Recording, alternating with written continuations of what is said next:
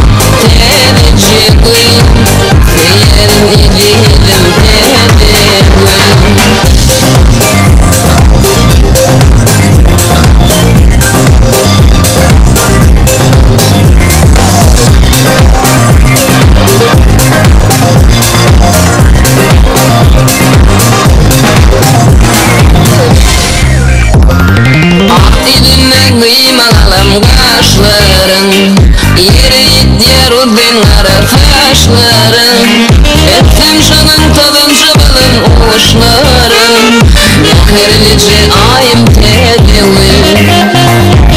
Dilimle kıymalalım kaşların Yeri yarudin taşların Ettim canın tadınca balın uğuşların Mehirlice ayım tedevin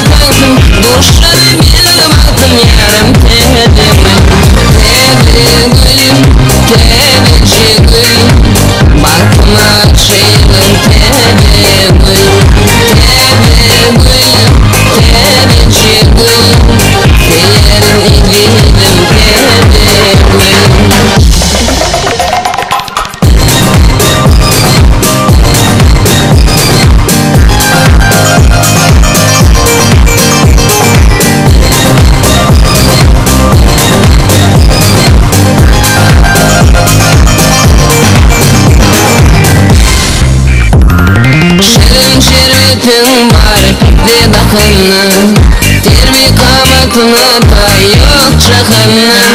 Ağlıkın canıma yer ayır bakında Mehirlice ayın tedevin Şeretin var de bakını